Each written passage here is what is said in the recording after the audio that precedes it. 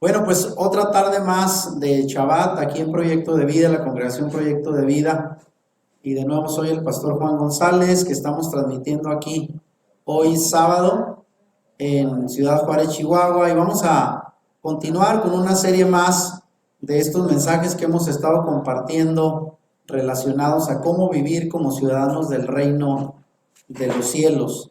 Así es de que vamos hoy rápidamente a compartir este tema. Esperamos que todos tomen nota. A las personas que van a seguir la grabación de este video por el canal de YouTube, volviendo a las raíces de nuestra fe, pues como siempre les pedimos que vean, compartan estos contenidos para fortalecer nuestra fe, y que es precisamente el tema que hoy vamos a hablar, la emuná, que es precisamente lo que nos sostiene en el caminar con nuestro Padre. Así es de que vamos rápidamente al tema del día de hoy. Esta es la portada que le hemos llamado precisamente emuná, la confianza que sustenta a los ciudadanos del reino. Y obviamente pues se basa en el tema de la fe, y la mejor definición bíblica que tenemos en la misma escritura de lo que es la fe, la emuná, Hebreos 11.1. ¿Qué dice Hebreos 11.1? La fe demuestra la realidad de lo que esperamos, es la evidencia de las cosas que no podemos ver. El día de hoy mucha gente necesita ver milagros para poder creer. Sin embargo, la fe genuina es aquella que puede creer sin ver necesariamente algo tangible. Mucha gente dice, muéstrame a tu Dios, ¿dónde está? Quiero verlo.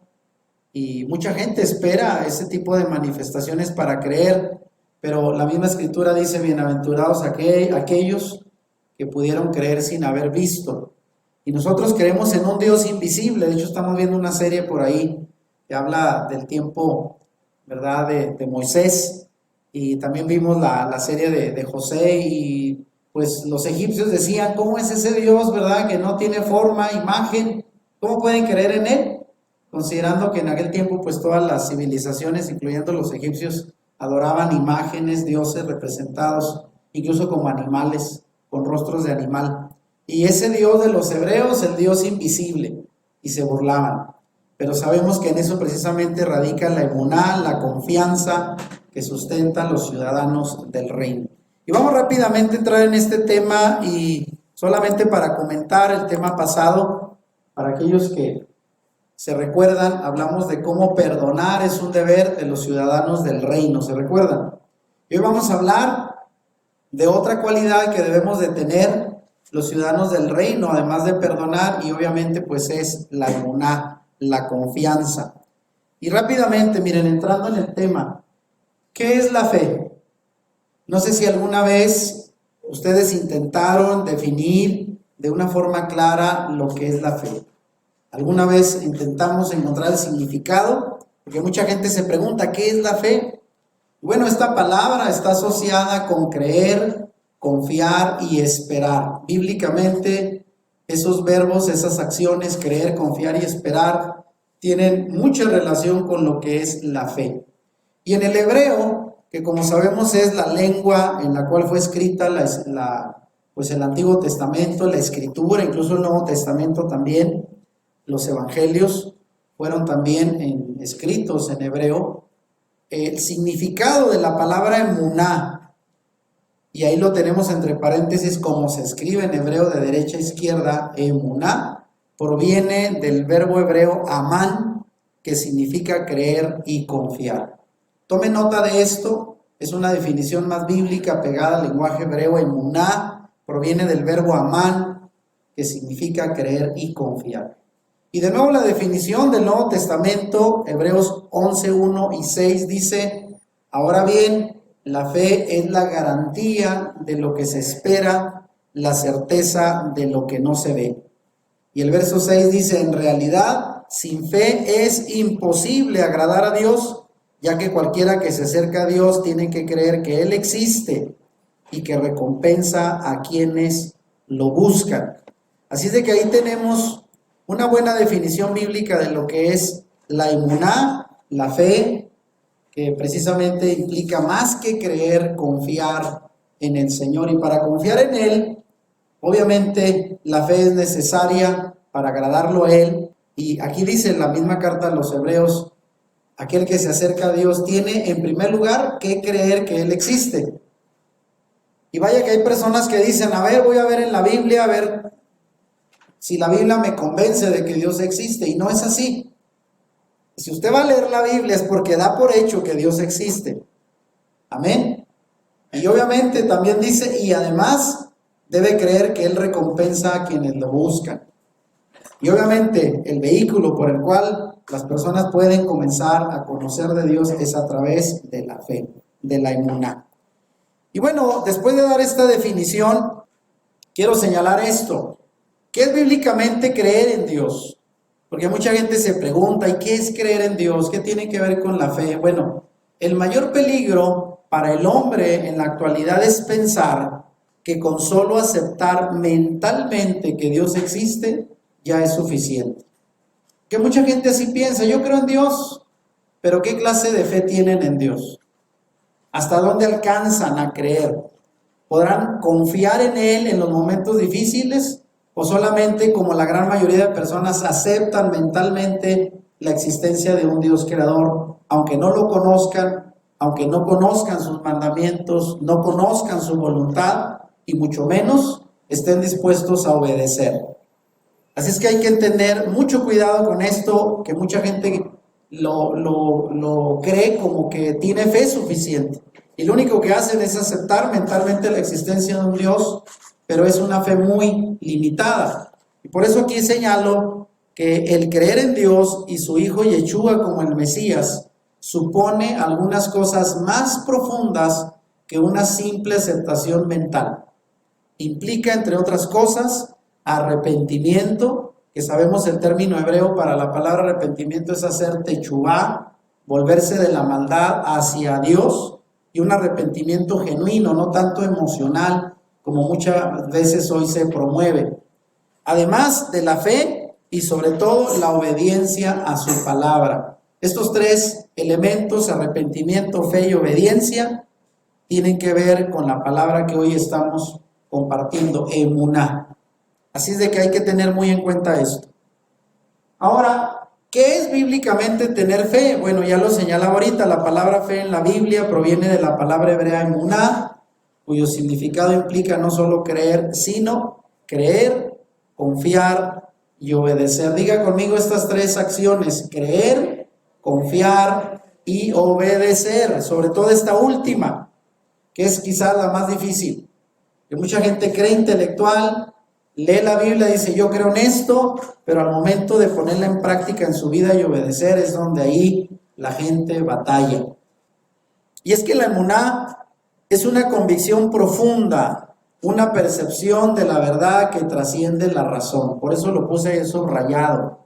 Vea bien, la emuná es una convicción profunda, una percepción de la verdad que trasciende la razón. Más allá del razonamiento humano, la fe implica un acto de convicción interna. Y cuando la persona tiene emuná en una verdad, y sobre todo si esa verdad es la Escritura, esa persona siente que esa verdad es parte integral de su propia esencia, al punto que puede dar su vida por ella. Y vean, vamos a ver al final de este mensaje cómo la fe es lo que nos va a sostener al final de los tiempos como creyentes, a pesar de las pruebas, persecuciones que puedan venir. El día de hoy, bueno, vivimos gracias al Eterno una libertad de poder ofrecerle culto, orarle, alabarle, sin ningún problema. Pero sabemos que van a venir tiempos de persecución, donde realmente la gente que en verdad tenga emuná será aquella que se va a sostener. Porque qué tal si de repente alguien aparece y dice, a ver, ¿quiénes son los que creen en el Señor? Y ya ha pasado, con alguna arma para amenazar, y ahí es donde se va a saber quién, ¿verdad? Es probable que algunos, como en el tiempo antiguo, llegaban a renunciar a su fe bajo amenaza de muerte, pero muchos otros, los verdaderos creyentes, a pesar de las amenazas, mantenían su fe y convicción, incluso ofreciendo sus propias vidas por la fe que tenían. Así de que esto es una profunda convicción más allá de un creer intelectual. Ahora vean, entrando en el tema de la fe, y todos sabemos, los que conocemos la Escritura, ¿A quién se le conoce como el padre de la fe, de la emuná? A Abraham. Y dice Génesis 15:6, y creyó Abraham a Yahweh y le fue contado por justicia. Desde el mismo libro del Génesis vemos ya un personaje que va a ser importante en la historia de la fe, como es Abraham. Abraham, desde luego, era un hombre de fe y acción. Su emuná lo llevó a salir de su tierra, creyéndole a Dios y tomando acción. Porque fue un hombre de acción, ¿eh? Mucha gente dice, tengo fe, pero no lo demuestra, no la vive. Solo en teoría dice tener fe, pero la fe va a la acción. Y Abraham es considerado el padre de la fe porque creyó contra toda esperanza, así dice la Escritura, y porque nunca dudó que Dios sí cumple lo que promete. Él le creyó al Señor. Por eso aquí cito Génesis 15:6 cuando dice, y creyó Abraham a Yahweh. Y esa acción le fue contada por justicia. Amén. Y termino diciendo, de la fe de este hombre, ¿sí? De la fe de este hombre proviene la fe de todos los creyentes. Hasta el día de hoy, Abraham, pues es la inspiración que tenemos de creerle al Señor, aun cuando las cosas parezcan imposibles. Esa es la fe que caracteriza a los hijos del Señor, así como la fe de Abraham. Ahora, la pregunta, ¿por qué fue llamado el padre de la fe? Bueno, porque le creyó a Dios, en primer lugar, al dejar su tierra y su familia y salir a una tierra desconocida. Sabemos que para Abraham no fue fácil. Él vivía en Mesopotamia, lo que hoy es, lo que en el lugar anteriormente era Mesopotamia, ¿sí? Ahí por donde está más o menos Turquía el día de hoy. Y él venía de una familia idólatra, ¿verdad? En aquel tiempo todos eran idólatras, no existía la fe en un solo Dios. Él la inició. Y cuando Dios le dice, sal de tu tierra y tu parentela al lugar que yo te mostraré, él creyó y salió, hermanos, sin tener pruebas. El Señor no le llevó un plano, le dijo, mira, esto es lo que vas a heredar, ve qué bonita la tierra. No le mostró un plano, un mapa, simplemente le dijo, sal, y él obedeció. Y ahí empezó la historia de la fe que hasta el día de hoy nos ha sido heredada. Además, dice por aquí, le creyó a Dios quien le prometió un hijo en su vejez. Eso también lo sabemos. Él tuvo un hijo a la edad de 100 años y a los 75 Dios le ofreció ese hijo y tardó 25 años en cumplir la promesa. Sabemos, el hijo de la promesa llamado Isaac. Y una vez que lo tuvo, fue probado para ofrecerlo en sacrificio y estuvo dispuesto a obedecer. Ya sabemos la historia bíblica, si no hubiera sido por el ángel o aquella voz que le dice, detente, aquel hombre hubiera sacrificado a su hijo sobre el altar. Amén. Y sabemos, ¿verdad?, que esta historia es un poco rara porque alguien dice, ¿por qué mandó el Señor a Abraham a sacrificar a su hijo? ¿Será que en la Biblia se creía en el sacrificio humano? Y no, sabemos que no fue así, fue solamente una prueba de fe. Y su fe fue tan grande que estaba incluso seguro de que Dios era capaz, esto dice Hebreos capítulo 11, era capaz de resucitar a Isaac de entre los muertos. Él dijo, si el Señor me pide que lo sacrifique, yo no sé cómo le va a hacer, Él lo va a resucitar, porque Él me dijo que a través de Él me iba a dar herencia. Ya sabemos la historia, al final, aquella voz celestial lo detuvo y le dijo, ahí está ese cordero, sacrifícalo. Y de ahí viene la primera señal de lo que sería el sacrificio de nuestro Mesías Yeshua. Así es que por su obediencia, por su fe y obediencia, es considerado un varón justo, un sadik, un varón justo. Y además es llamado el padre de la fe y por si fuera poco, amigo de Dios. Y todo esto fue ganado gracias a su fe, a su confianza, a su dependencia en el Señor, lo cual debe de ser una característica de nosotros y un ejemplo el día de hoy. Ahora, otra relación que hay en emuná, como la fe, también tiene relación con la palabra verdad. Fe y verdad van relacionadas en la Escritura, ¿sabía usted? Y solamente puse aquí 2 pasajes para que usted mismo lo vea. Salmo 37:3 dice, confía en Yahweh y haz el bien, habita en la tierra y serás alimentado con la verdad. Y ahí la palabra la verdad viene el término emuná. serás alimentado con la verdad de ella. Emuná también es sinónimo de verdad.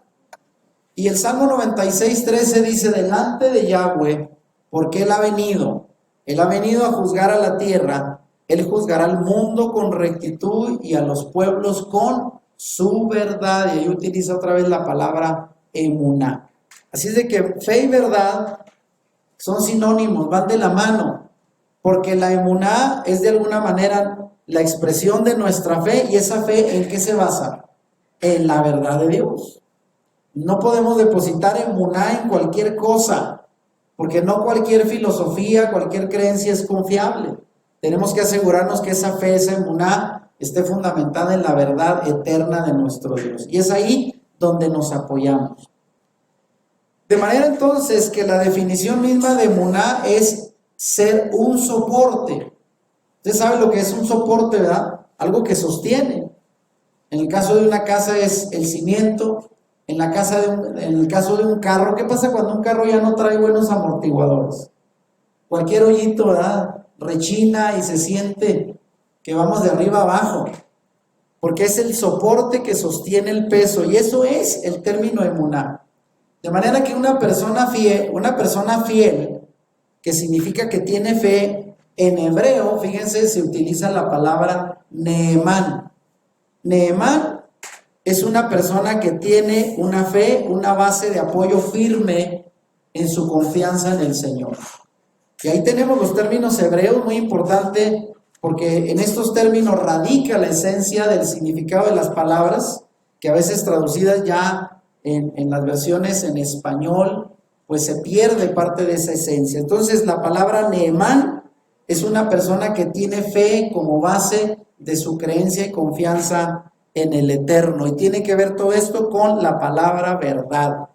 Ahora miren, otro significado más, hablando sobre la fe y la verdad.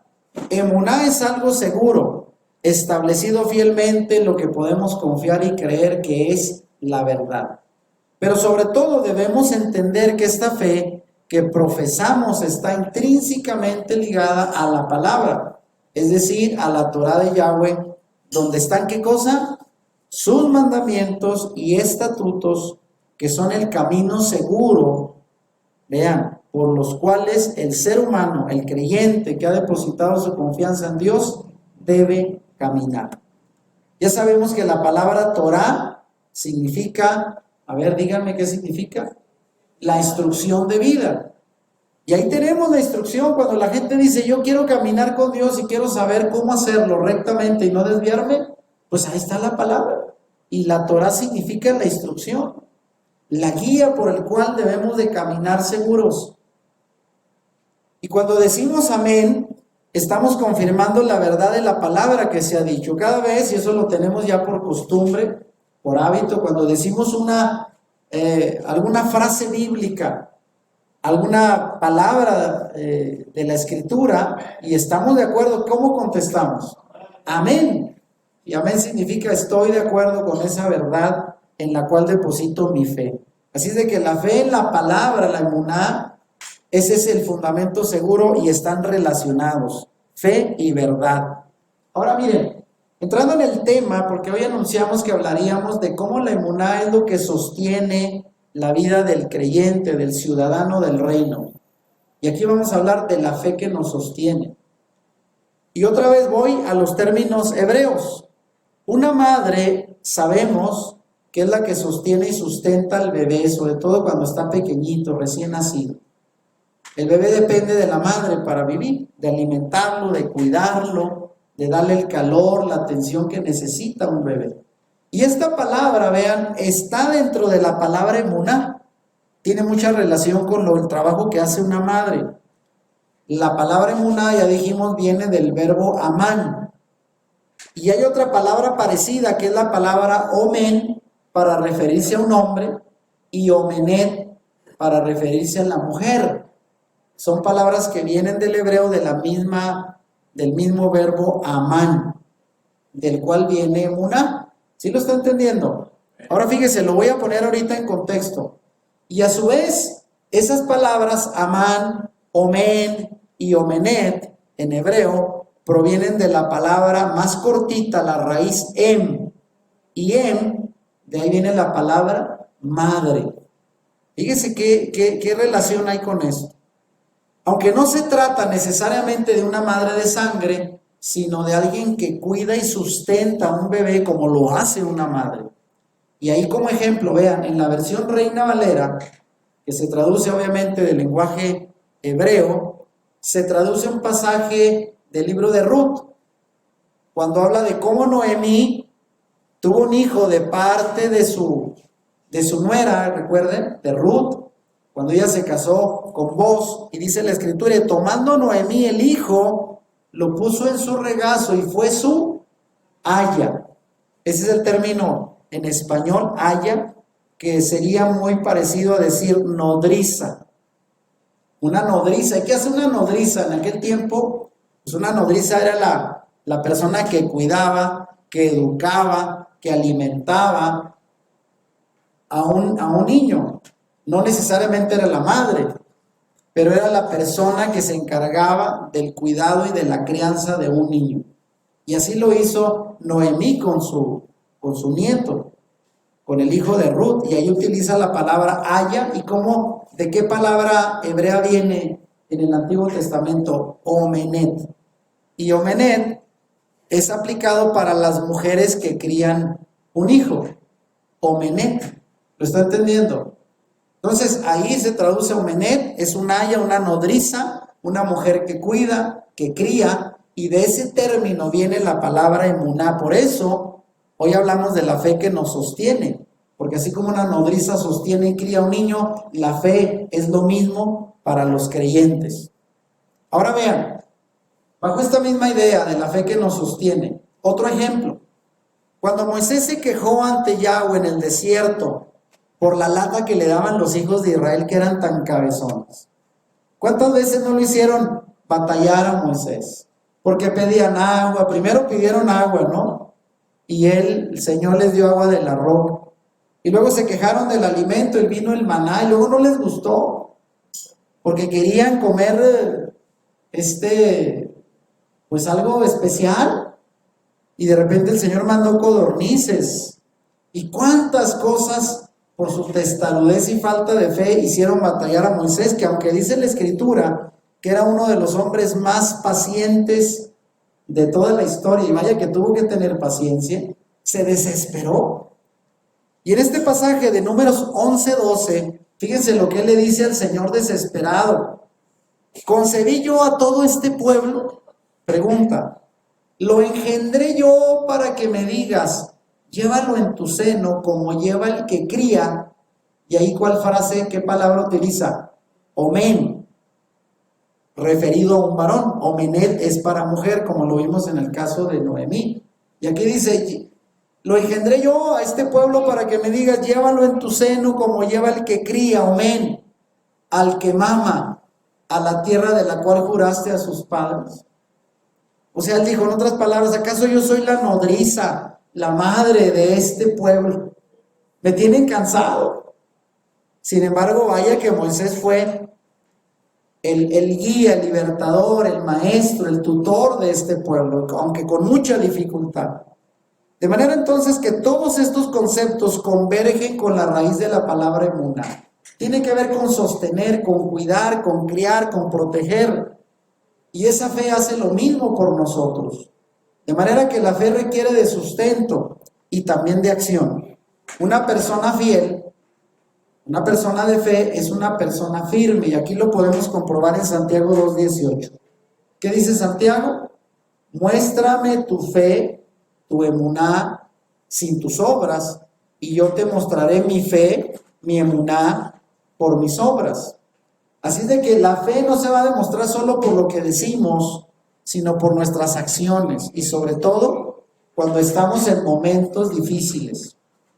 Porque cuando todo va bien, y esto lo podemos comprobar, ¿verdad? Cuando el creyente todo le funciona bien, y usted le dice, ¿cómo anda su fe? No, al 100. Al 100 y poquito arriba, ¿no? Hasta uno presume. Pero ¿qué tal cuando vienen las pruebas? Cuando no hay dinero, cuando te enfermas, cuando viene la dificultad, no hay trabajo, y llegan y te preguntan, ¿cómo anda su fe, hermano? Pues usted dice, más o menos, ¿verdad? Hace así la manita, más o menos. No tan bien, hermano. Porque es ahí donde tenemos que manifestar en la acción qué tanto creemos y confiamos en nuestro Padre Celestial. Así es de que aquí estamos aprendiendo términos que nos ayudan a comprender lo profundo que es la emuná como algo que nos sostiene, que nos da soporte en la vida. Ahora miren, como ejemplo, que hay muchos en la Escritura sobre la fe que nos sostiene.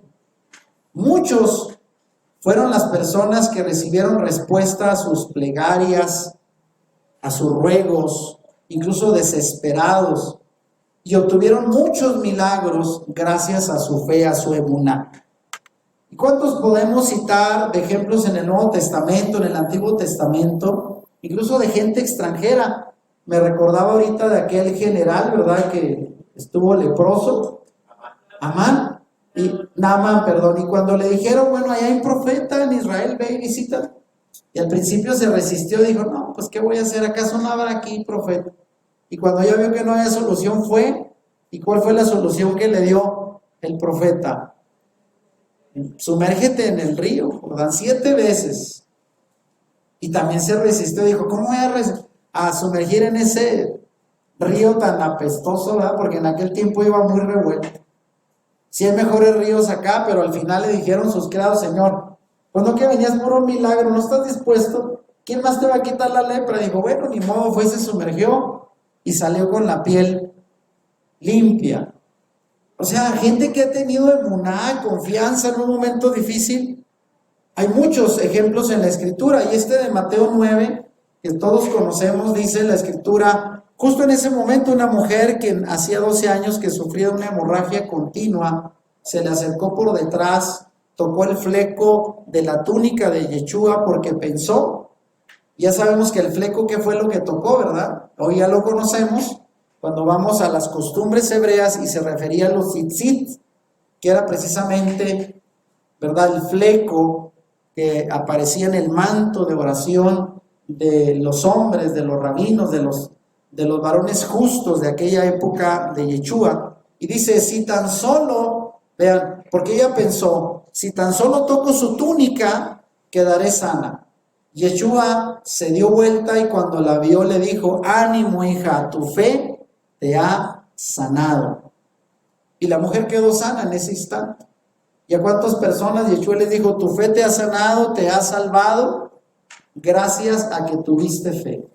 Y ahí es donde la fe es la que nos sostiene en los momentos difíciles.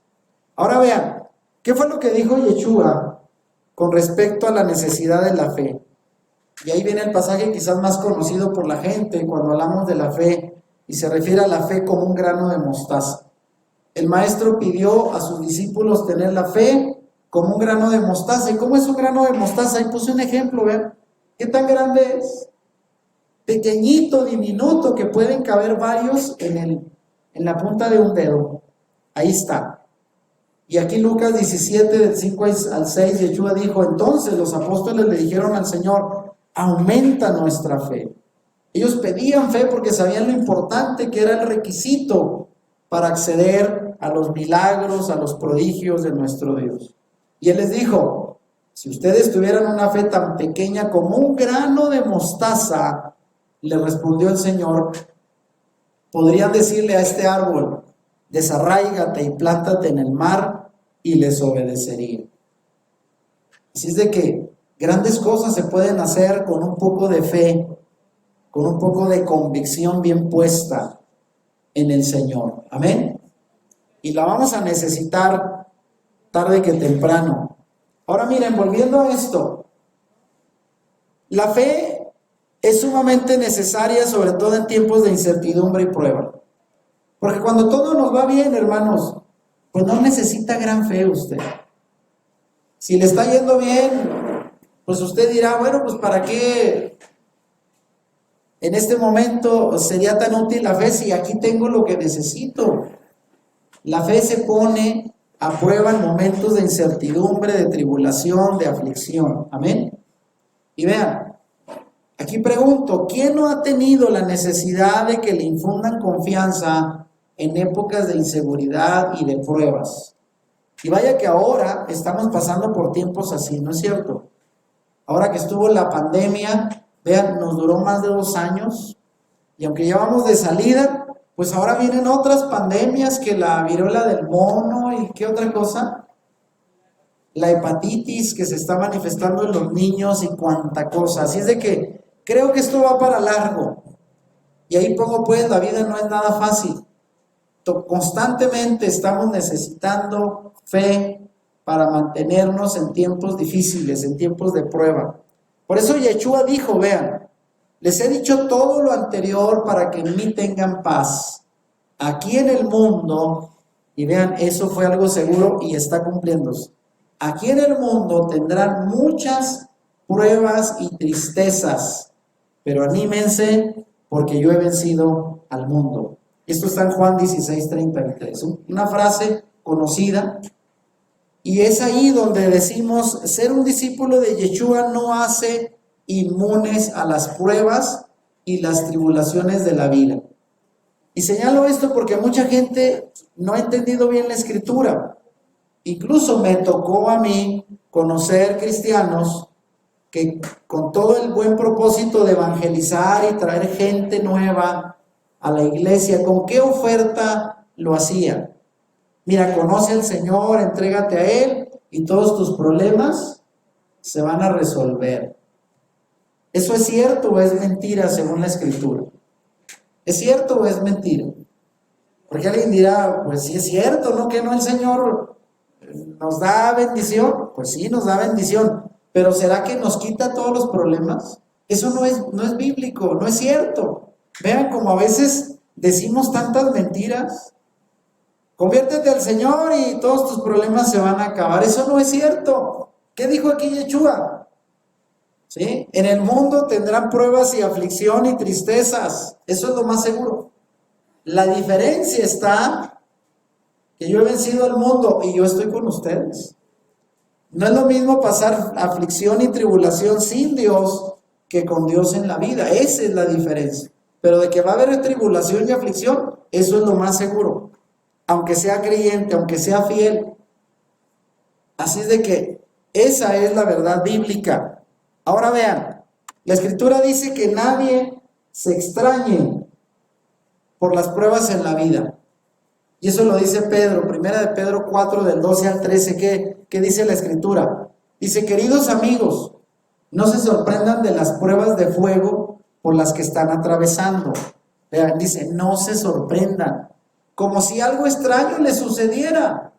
En cambio, alégrense mucho, porque estas pruebas los hacen ser partícipes con el Mesías de su sufrimiento, para que tengan la inmensa alegría de ver su gloria cuando sea revelada a todo el mundo.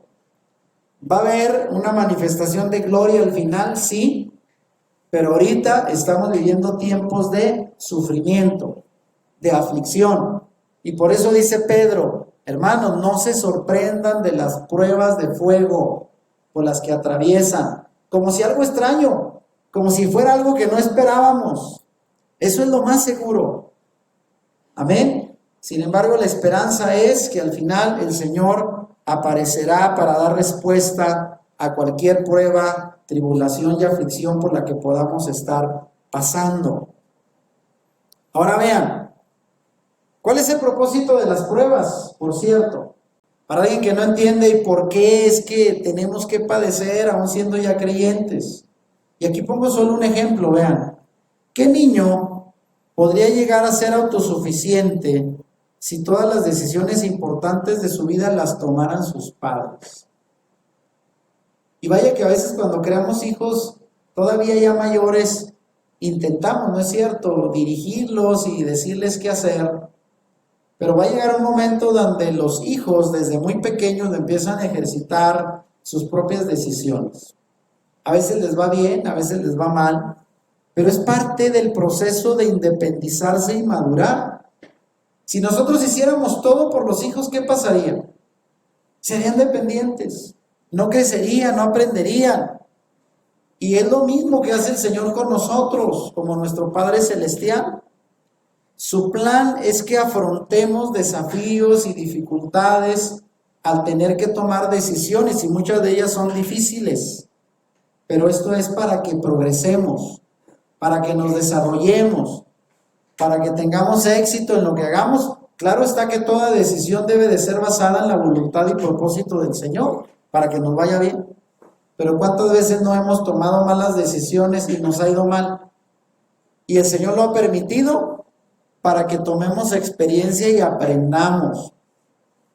En su amor perfecto, Él nos ha proporcionado el modo de resolver esos problemas al mismo tiempo que progresamos en fe y en carácter. Así es de que, ¿quieres saber cuál es el propósito de las pruebas? Para crecer, para aprender, para confiar más en el Señor, para ejercitar la fe, para ser probados. Todo tiene un propósito dentro de los planes eternos del Señor. Amén. ¿Y cuántos en ocasiones nos hemos visto así como la persona de la imagen? Pidiendo, Señor, porque además cuando estamos en pruebas es cuando más buscamos de Dios, ¿no es cierto? ¿Quién se acuerda del Señor cuando todo va bien? ¿Quién va y acude al Señor a buscarle cuando todo funciona? Nadie. Por eso el Señor sabe, dice, ay, hace tiempo que no vienes, ¿verdad? Y te voy a mandar algo para que te entretengas un poco. Y nos manda la prueba, la adversidad, para llamar nuestra atención. Ahora vean, mucha gente se pregunta, ¿por qué un Dios bueno y amoroso nos permitiría pasar por aflicciones?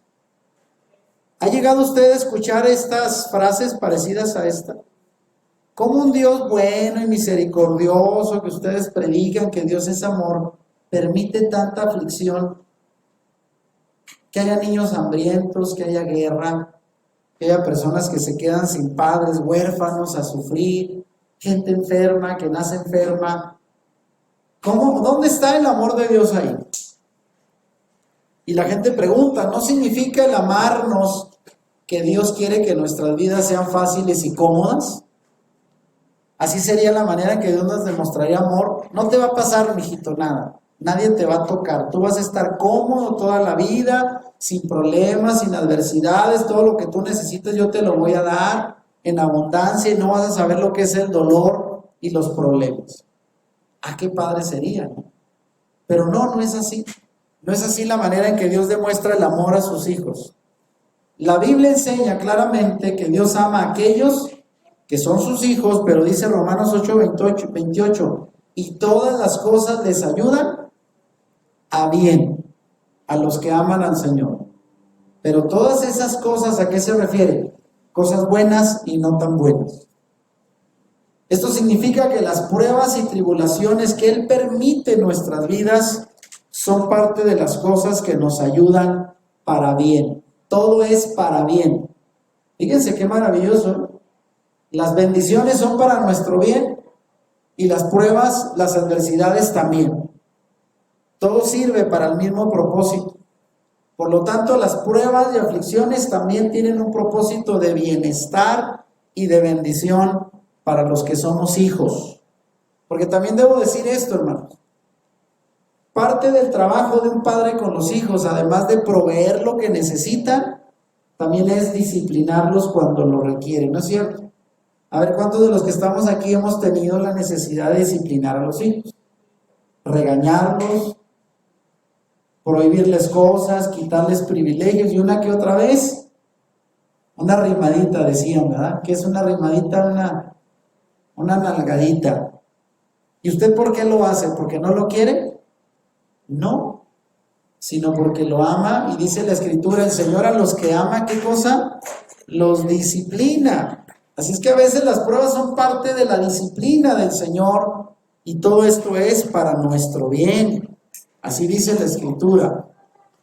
Ahora vean, el propósito final, el propósito original, o el propósito final de Dios para sus hijos. El propósito final de Dios es que seamos transformados a la imagen de su Hijo. Así dice la Escritura. Dios conoció a los suyos de antemano y los eligió para que llegaran a ser como su Hijo. Eso lo encuentra usted en Romanos 8:29. Vean, Dios conoció de antemano y nos eligió para llegar a ser como su Hijo. Ese es su propósito final. Y esta es la meta del creyente y todo en la vida de un ciudadano del reino, incluyendo desde luego las aflicciones que fueron diseñadas para permitirnos alcanzar esa meta. Fíjese, o sea, las pruebas, las adversidades fueron puestas por Dios para que lleguemos a la meta. ¿Y cuál es la meta? Ser como su Hijo, como el Mesías. ¿Y cómo llegó el Señor a la perfección? ¿Fue fácil el camino que el Señor siguió? Vean, fue la cruz. El camino de la cruz, del sufrimiento, del despojo de sí mismo, fue el camino que a nosotros nos dejó Yeshua como ejemplo para llegar a ser como Él. Y no es lo que la iglesia hoy predica. Hoy la iglesia que predica bendiciones, éxito, prosperidad, como el camino más deseado por la gente. Y cómo la gente lo entiende, ¿verdad? Soy hijo de Dios, el Señor me va a prosperar en todo. Voy a tener todo lo que yo necesito en el momento que lo ocupo. Y Dios me lo tiene que dar porque soy su hijo. Y muchos hasta ponen, ¿verdad? Ahí en las camionetas de algunas mujeres he visto, princesa de Dios a bordo. Pues sí, pero ¿princesa en qué sentido? En que toda la comodidad y la bendición, si ese no es el camino que el Señor nos mandó a través de su palabra. Las pruebas, pues, son parte de ese proceso de la santificación, ya que somos apartados por los propósitos de Dios y equipados para vivir por fe, por emuná. ¿Sabía eso? Así de que Dios no está comprometido con nosotros de darnos todo lo que queramos, así como nosotros no estamos comprometidos a darle a nuestros hijos todo lo que pidan, ¿verdad? ¿Cuántas cosas no piden los hijos? Oye, mamá, cómprame una tablet y cómprame un celular, y no cualquier celular, cómprame esto. Y no cualquier ropa, tiene que ser de marca, y necesito y quiero, y usted a veces dice, oye, mi hijo, no te voy a dar todo lo que pides. Y así mismo nuestro Dios con nosotros nos da lo que necesitamos para nuestro bien. Así es de que lo estamos entendiendo. Dios nos escogió para llevarnos un camino de santificación y para ello las pruebas son parte del proceso para llegar a la meta, aprender a vivir por fe y depender de nuestro Dios. Ahora vea, la fe, que es ese vehículo por el cual vamos creciendo y fortaleciendo, nos debe ser probada. ¿Y qué dice 1 de Pedro 1, 6 al 7? Lea conmigo. Así que alégrense de verdad. Les espera una alegría inmensa. Aunque tienen que soportar muchas pruebas por un tiempo breve. Algunos dicen, ojalá y sea muy breve. Y la vida misma es breve, ¿no? Estas pruebas demostrarán que su fe es auténtica. Está siendo probada de la misma manera que el fuego prueba y purifica el oro. Aunque la fe de ustedes es mucho más preciosa que el mismo oro. Vean, somos ricos, hermanos. Al tener fe en el Señor somos ricos. Vale más que el oro, dice Pedro. Entonces su fe, al permanecer firmes en tantas pruebas, les traerá mucha alabanza, gloria y honra en el día que el Mesías sea revelado a todo el mundo.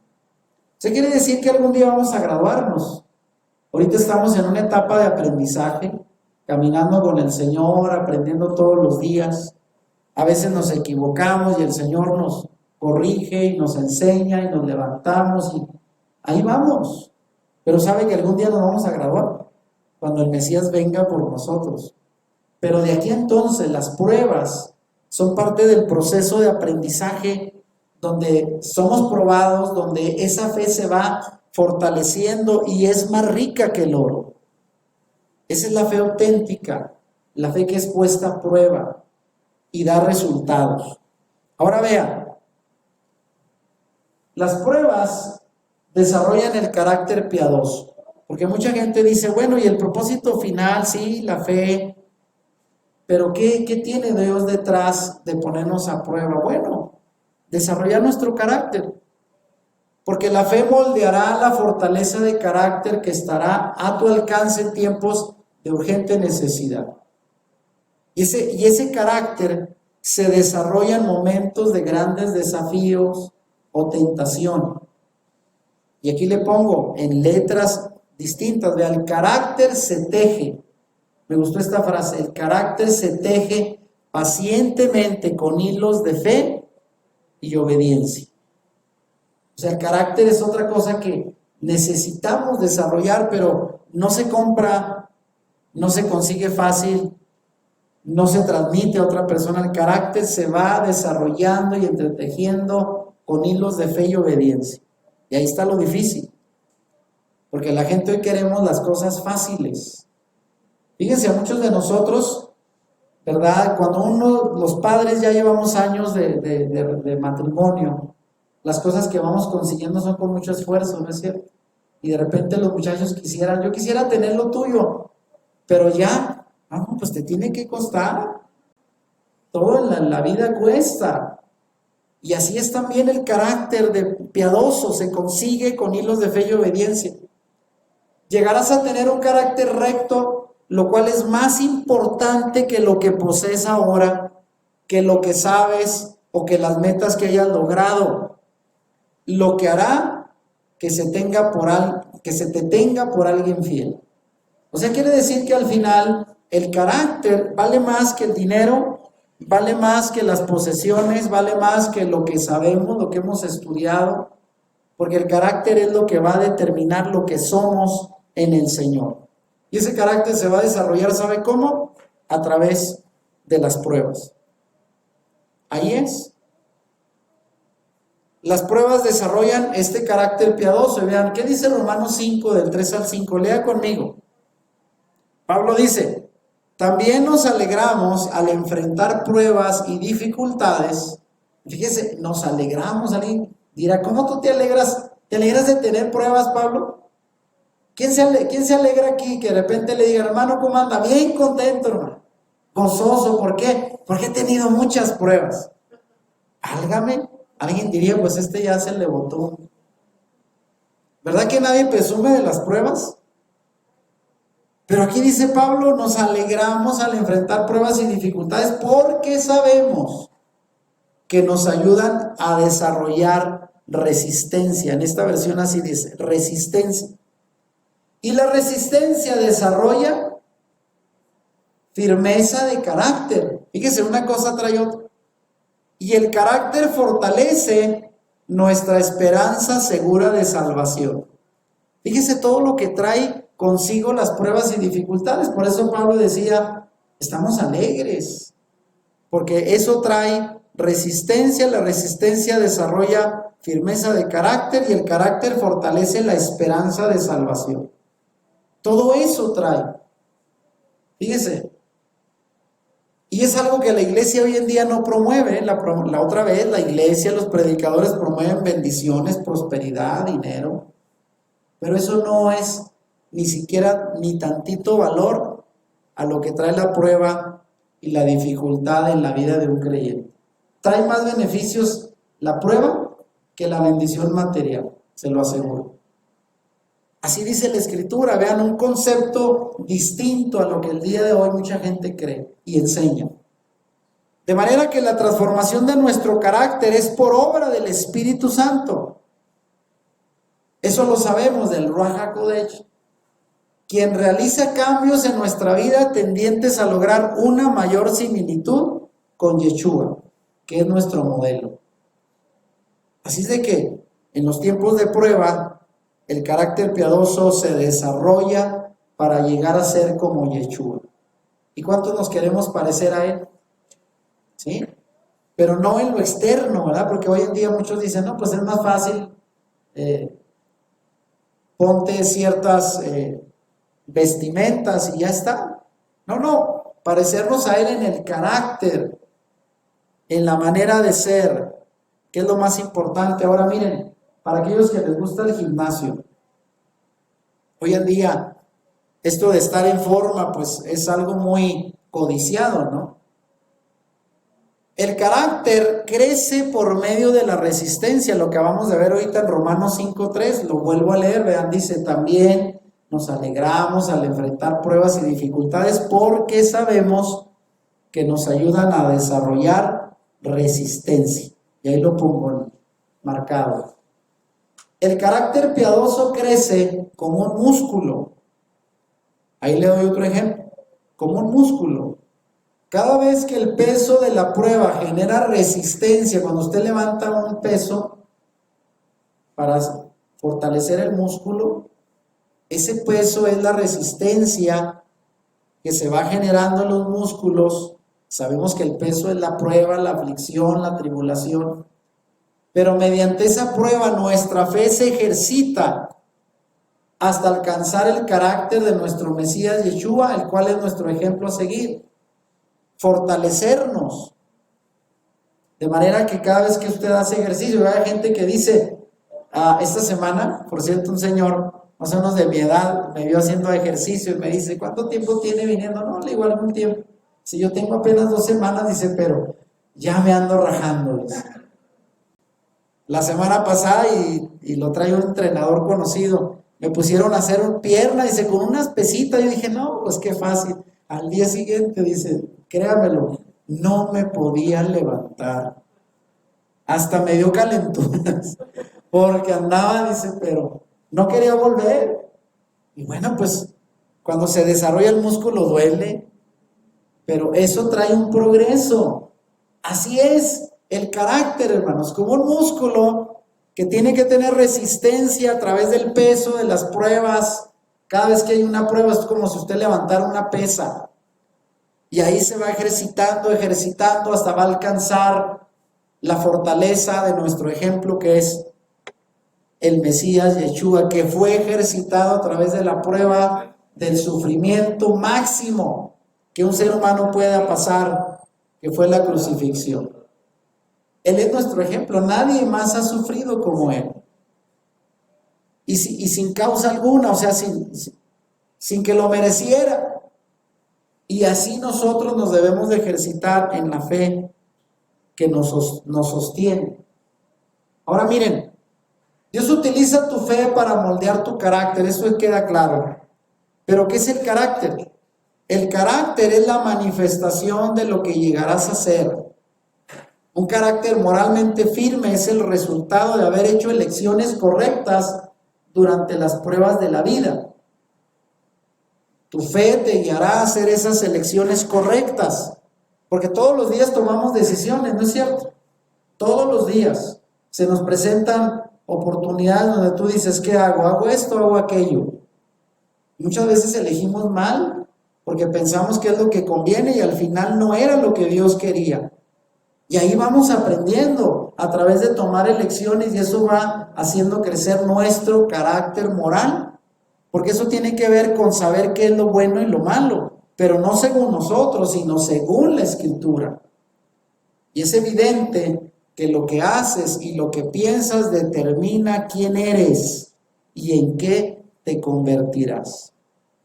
Todos los días con las elecciones, todos los días con lo que pensamos, metemos en nuestra mente y nos programamos, y con las decisiones que tomamos estamos forjando carácter. Pero no necesariamente carácter piadoso, al menos que estemos sujetos continuamente a la decisión que Dios quiere para nosotros. Ahí es donde se desarrolla el carácter, lo que finalmente va a concluir en la clase de personas que vamos a ser. Amén. Y miren, esto nos lleva a cuidar nuestras elecciones, nuestras decisiones. Hoy en día, para muchas personas les cuesta trabajo tomar decisiones, ¿sabía usted? Se vuelven indecisos porque tienen miedo de fracasar. Pero también pues hay que tomar decisiones. Nos irá bien, nos irá mal, pero sobre todo las elecciones que haces deben estar inspiradas por el Señor. Eso es lo importante. Y para ello dice, debes meditar, orar y ejercer fe para estar dispuesto a hacer elecciones que concuerden con las enseñanzas del Maestro. Y ahí está la Torá.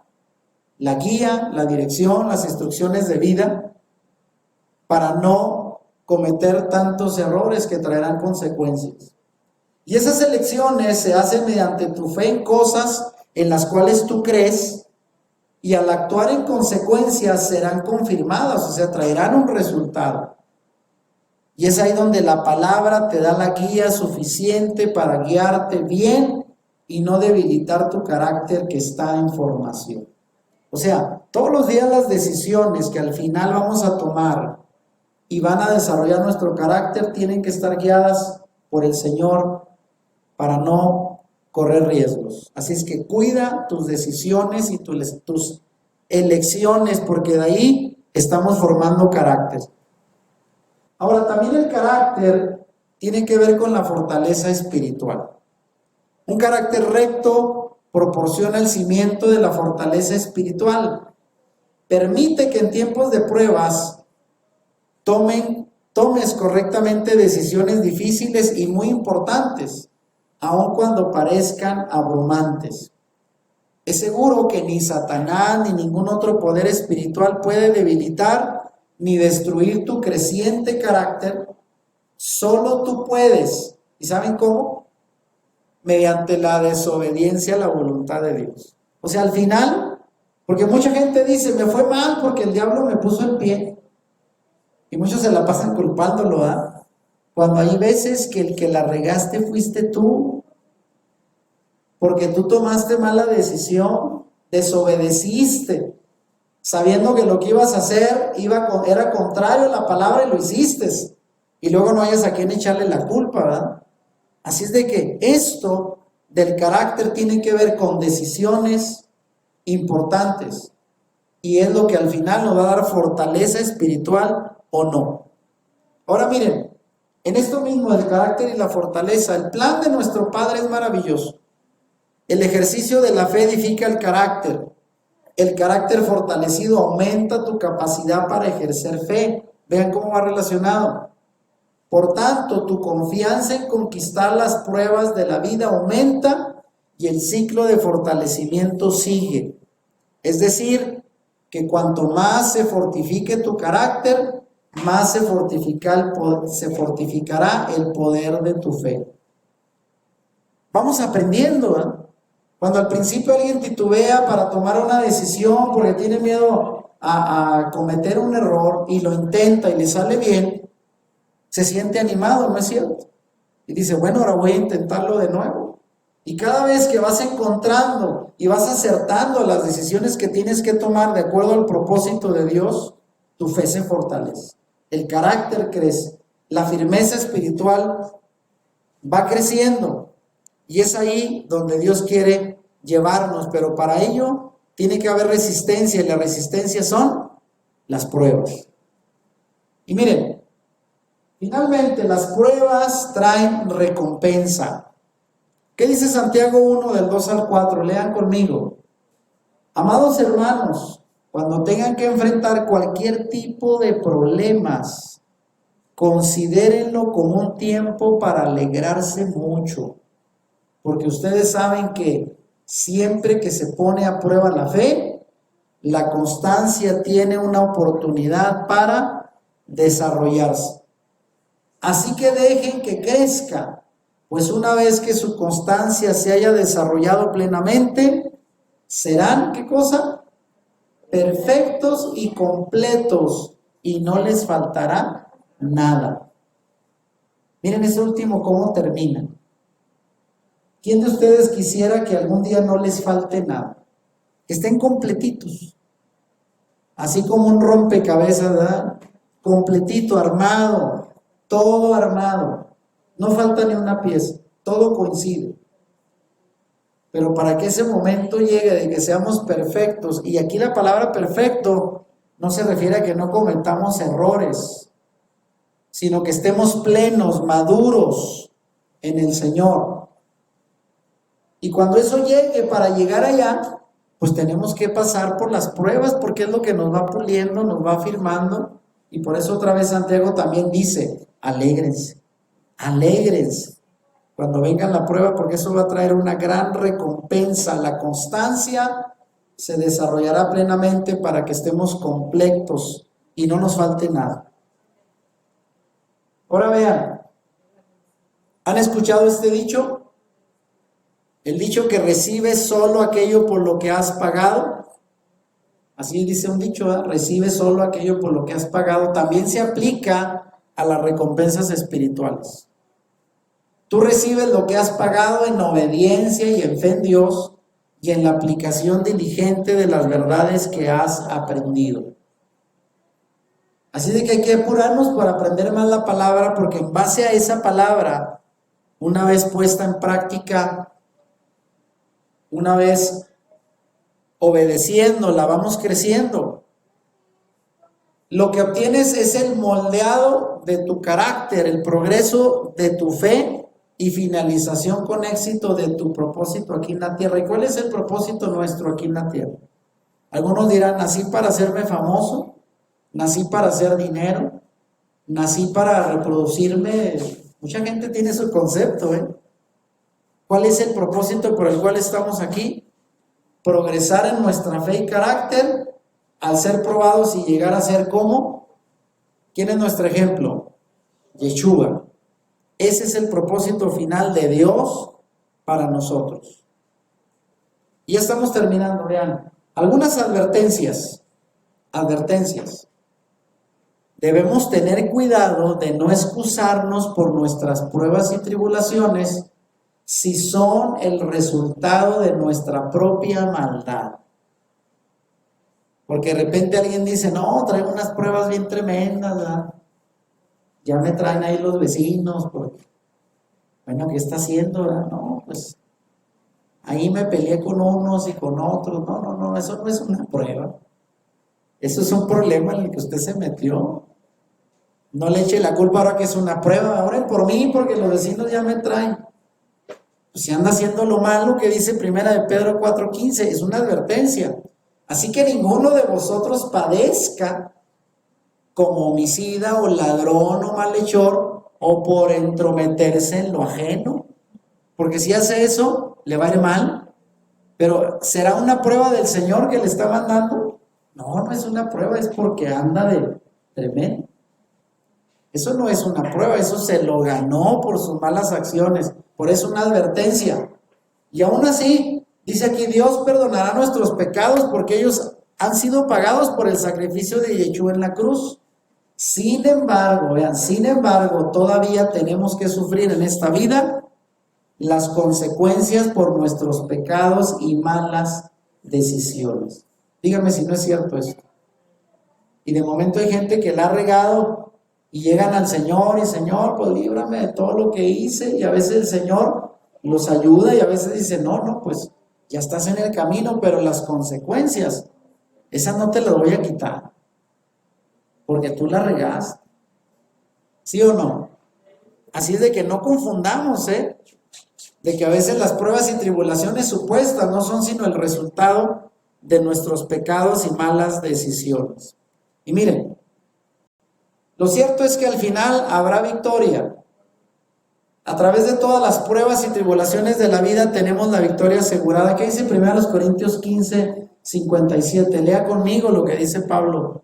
Mas gracias sean dadas a Dios, que nos da la victoria por medio de nuestro Señor Yeshua. Aunque estamos en una batalla espiritual, Satanás no tiene autoridad sobre el creyente. ¿Sabía usted eso? Mucha gente se la vive, y de hecho a mí me tocó escuchar hermanos que daban testimonio, pasaban a pedir oración. Hermanos, oren por él que Satanás ya me trae. Ando corriéndole porque no me deja. Pues no debiera hacer eso, porque si eres un creyente, en verdad, en el Señor, Satanás no debiera de tener autoridad sobre ti ni traerte persiguiendo. Dios nos ha dado su palabra para guiarnos, su espíritu para fortalecernos y el privilegio de venir a Él en cualquier momento y lugar a orar por todo lo que nos aqueja. Hay tribulación, hay prueba, ahí está la oración. ¿Estás confundido sobre lo que tienes que hacer o decidir? Ahí está la palabra para guiarte. ¿Te falta fortaleza y andas desanimado? Ahí está el Espíritu Santo para fortalecernos. ¿Qué nos hace falta? Si el Señor nos ha provisto de todo lo necesario para caminar en victoria. Y miren, hay una promesa divina. Dios ha asegurado que no habrá tentación que nos pondrá a prueba más allá de nuestra capacidad para resistir, y al mismo tiempo nos dará ¿qué cosa? La salida. Leamos primero los Corintios 10:13. ¿Qué dice? Léalo conmigo. Las tentaciones que enfrentan en su vida no son distintas de las que otros atraviesan. Y Dios es fiel. Diga conmigo, y Dios es fiel y no permitirá que la tentación sea mayor de lo que puedan soportar. Cuando sean tentados, Él les mostrará una salida para que puedan resistir. ¿Cuántos dan gloria al Señor por eso? Amén. O sea que si aún somos probados, siempre habrá una salida. Siempre habrá una salida, y lo más importante es que Dios es fiel y no seremos tentados más allá de lo que podamos resistir. Ahora, termino con esto, vean. Los ciudadanos del reino deben de tener una emuná como la tuvo Yeshua, una fe. ¿Y dónde dice esto? Lean Apocalipsis 14:12, dice, aquí está la perseverancia de los santos, los que guardan los mandamientos de Dios y la fe de Yeshua. O sea que al final, para perseverar en este mundo y todo lo que viene, porque todavía no estamos en lo más fuerte, si la gente ya está llorando y espantada por lo que hemos vivido con la pandemia, la crisis económica, aún no es nada para lo que nos espera. Pero ¿sabe una cosa? Aquí dice que la perseverancia de los santos está en dos cosas: guardar los mandamientos de Dios y la fe de Yeshua. Y alguien preguntará, ¿y cuál es la fe de Yeshua? Bueno, la fidelidad de Yeshua fue el obedecer el propósito eterno de salvación mediante su obediencia y sacrificio. Y debe ser el mismo camino que nos inspira a nosotros a ser fieles y guardar su palabra, a seguir su ejemplo. Esa es la fe de Yeshua que al final nos va a mantener perseverando a pesar de las tribulaciones que vendrán. De manera que los ciudadanos del reino tienen su vida asegurada. No hay duda de que tu Padre Celestial te ama, cualquiera que sea tu circunstancia, y no importa cuáles sean tus pruebas, tus tentaciones y tribulaciones, esa certeza nunca cambiará. Tu capacidad para recibir ese apoyo depende de la fortaleza de tu fe en Él y en la disposición fiel que Él tiene para bendecirte. O sea, ¿Dios quiere bendecirnos? Claro, pero todo va a depender de la disposición tuya para depender de Él. Así es tan fácil. En otras palabras, ¿quieres bendición? ¿Quién dice amén? Bueno, tenemos que demostrarlo con la plena confianza en el Señor. Ahí radica la bendición. ¿Tienes fe? Ahí va la bendición. ¿No tienes fe? Bueno, no vas a recibir mucho. Y vean, terminamos con esto.